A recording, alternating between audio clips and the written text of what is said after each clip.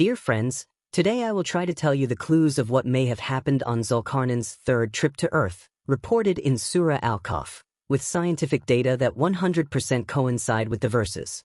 First, let me tell you what we are told in the verses. Then he took a path again. Finally, when he reached between the two heights, he found a people outside of those slopes who hardly understood decrees. They said, "O Zulkarnain, Gog and Magog are undoubtedly spreading corruption on earth. Shall we give you a tax so that you can build a barrier between us and them?" Zulkarnain said, "The opportunities that my Lord has given me are better.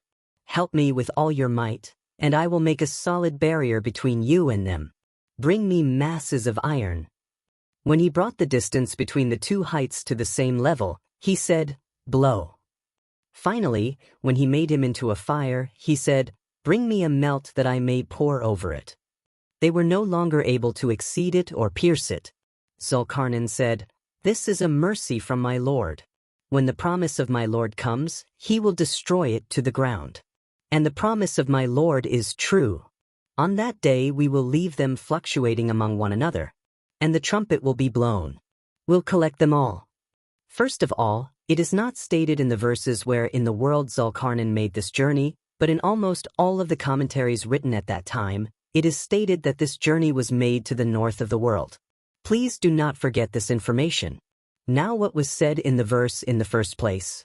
Zulkarnain is going between two heights, two declivities or two hills. I would like to make a point here. If the location we are in is physically above this height, this expression represents a pit. In the continuation of the verse, it is stated that Zulkarnain met a people there as well and that they were beyond the two heights that Zulkarnain went to. In other words, if this is a pit, the people that Zulkarnain met must have been outside that height. You know, in the last video, I mentioned Zulkarnain's trip to the place where the sun rises and the lack of trench that should be there to block the sun. A trench, as you know, is called a pit created by digging the soil. In other words, there may be a reference in the verse to the obstacle reported not to have been on the previous trip. Let's continue with the verses. It is reported in the verse that the people whom Zulkarnain encountered almost did not understand what they were saying. I will touch on this topic later. Then the members of that people tell Zulkarnain that Gog and Magog are committing corruption there, and they can give a tax if they want in exchange for him making a barrier against them. But Zulkarnain, "The opportunities that my Lord has given me are better.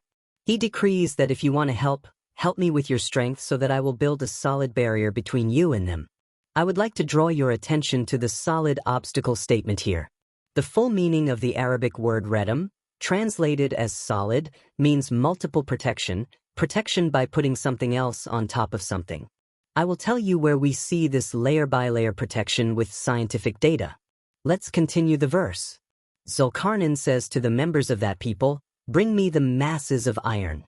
Then, when he fills the declivity between the two heights with these masses of iron, he says to the members of the people, "Blow." I would like to make an explanation here again. According to what is reported in the verse, the main substance of the Great Wall is iron. The iron was filled between the two heights reported at the beginning of the verse, and the members of the tribe were told to blow. In the verse, it is reported that iron is like fire, that is, it becomes ember, and a molten substance is poured on it while it is in this state. The vast majority of the meanings write that this molten substance is copper, but in the Arabic of the verse, it is not stated what the molten substance is, it is only referred to as a melt. While the vast majority of commentators accept that this substance is copper, different commentators claim that this molten substance is tar, iron, bronze, or brass. I, on the other hand, think that according to scientific data, this substance may be a substance that no interpreter has said. In the continuation of the verse, it is reported that after this great wall is built, Gog and Magog can neither exceed nor pierce this barrier. I would like to draw your attention to the words "to be able to exceed" and "pierce." In the last part of the verses, it is reported that this great wall is a mercy, and when God's promise is fulfilled, this great wall will fall down, and Gog and Magog will surge fluctuating into each other to earth. I would like to draw your attention to the statement reported in the verse right here that they will descend to the earth by fluctuating among each other. I would like to give some scientific information here. I think that the Great Wall of Zulkarnain is the magnetosphere layer that protects life on Earth from cosmic rays from the sun and outer space. The sun is the greatest resource necessary for life. But at the same time, it also sends high-energy rays that will damage living life. If these rays had reached the Earth, there would have been no living life on Earth. Here, the magnetosphere layer allows useful rays to pass through, while preventing harmful cosmic rays from reaching the Earth. So how did the magnetosphere layer form and how does it continue to exist? I would like to return to the information in the verses here. In the verse, it is reported that the main substance of the Great Wall built by Zulkarnain is iron and provides multiple layers of protection. Gog and Magog are also mentioned in Surah Anbiya. In those verses, it is stated that when God permits, they will raid from the whole of a place that resembles a camel's hump. The shape of a camel's hump is convex. In other words, Gog and Magog will raid from the whole of a single structure that is convex in shape. According to what is reported in the verse, the main substance of the Great Wall of Zulkarnain is iron, but a molten substance was added to it while it was in the state of iron ember. This obstacle provides multiple layers of protection, and the shape of this obstacle is curved, convex. Now let's turn back to scientific information. About 80% of the inner and outer core of the Earth, which is the source of the magnetosphere layer, consists of iron and 10% of nickel. As you know, the iron core of the Earth is at the very bottom of the Earth.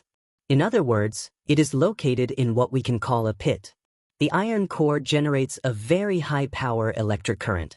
Then this electric current is converted into a magnetic field and goes from the Earth into space, creating a protective shield around the Earth. This protective shield, the magnetosphere layer, provides a layer of protection consisting of a shock arc, magnetic field lines, and 3 Van Allen belts. Different cosmic rays are captured in different layers and sent into the vacuum of space before reaching the Earth. In fact, we also witnessed this event. When these cosmic rays are blocked, these lights are monitored from the Earth. Most people think that these lights are only seen at the North Pole, but these lights are also seen at the South Pole. The shape of this invisible shield is exactly like a camel's hump. If we return to the verse after briefly explaining these decrees, it was reported that this Great Wall was built between 2 heights. As you may remember, on the previous trip, it was reported that there was no cover to protect this people from the sun because there was no ditch. This ditch, which is reported not to be this, should be the iron core of the world. Of course, the following question may come to mind. Was there no iron core when the Earth was formed? Yes, when the world was first formed, there was no iron mine as we know it today. At that time, there was only the element of iron. In order for the iron element to become usable, it must first combine with oxygen and become a mineral, and then be heated and become pig iron. When the Earth was first formed, there was no oxygen in the free state that we breathe today. If there was no oxygen, there could be no iron mineral, so there could be no magnetosphere layer. So how did the first oxygen form? As you know, many living things, especially plants, absorb carbon dioxide and produce oxygen by photosynthesis. Cyanobacteria, which are the first living things on Earth, are also photosynthesizing living things and they are the first source of oxygen on Earth. According to scientific data, when they produced oxygen, the iron element formed a compound with oxygen, and the iron minerals hematite and magnetite appeared. When these minerals were exposed to high temperature, as reported in the verse, usable iron was formed. If we continue, in the verse, the members of this tribe are told to blow. The Arabic word nfuhu has 2 meanings. One is to blow with the mouth and the other is to breathe in and out. Here, cyanobacteria have produced oxygen by respiration. This oxygen also contributed to the formation of iron. As I have given information, the majority of the iron core consists of iron, while the small part consists of nickel. Nickel is a very important metal, because it does not lose its properties even at high temperatures. I try to explain this topic in detail in the book. In other words, if the main source of the Great Wall of Zulkarnain is the iron core of the world, the molten substance spilled on the iron reported in the verse should be nickel. I would also like to give some scientific information here. According to scientific data, the first layered iron oxides on Earth, that is, the meeting of the iron element and oxygen, took place about 3,800,000,000 years ago in the north of the world in the regions of present-day Canada and Greenland. This reveals that the first living things, cyanobacteria, lived in those regions at that time. The magnetosphere layer, whose main source is iron, was formed about 3,450,000,000 years ago. In other words, the magnetosphere layer was formed about 350 million years after the formation of the first iron mineral. This reveals to us that Zulkarnain made his second and third trips to the north of the world, as reported in the Tafsirs. According to this, Zulkarnain must have made his trip to the place where the sun was born about 3,800,000,000 years ago. The last trip he made to the Great Wall must have been made about 3,450,000,000 years ago. Now the following question may come to mind. If this protective layer did not exist before, how did aquatic cyanobacteria survive? According to scientific data, if a living being is deep in water or under a rock, it is not affected by harmful rays, and he can continue his life in a simple way. But if there was no magnetosphere layer, the water that was on Earth in the early times of the world would also fly into space after a certain period of time. According to scientific data, this is exactly what happened on the planet Mars. There was also water on the planet Mars, but because it did not have a magnetic shield, over time the water broke up into hydrogen and oxygen molecules under the influence of cosmic rays and escaped into space. Here, cyanobacteria were not affected by cosmic rays because they live in water. In the last part of the parable, it is reported that when God's promise is fulfilled, that is, in my opinion, when the balance and order that ensures the continuation of life on Earth, which God has entrusted to mankind, is disturbed, this great wall will be destroyed.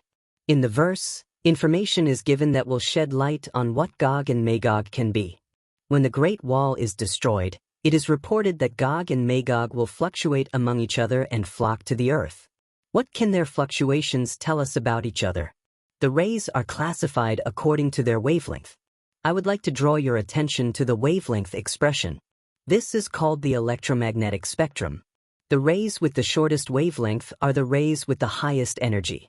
As the wavelength lengthens, the energy level contained by the rays decreases. At one end of the spectrum there is a gamma ray with the shortest wavelength, while at the other end there are radio waves with the longest wavelength. As I said, rays with a short wavelength are the most harmful rays, and the magnetosphere prevents these rays from reaching the Earth from the sun. It allows rays with other wavelengths to pass through. There are 3 types of short wavelength beams. These are gamma rays, X-rays, and ultraviolet rays. Ultraviolet rays are also divided into 3 by themselves. I will also give you a hint here. Although it is not reported in the Quran, it is reported in the narrations that Gog and Magog are short in stature and have 3 different dyes.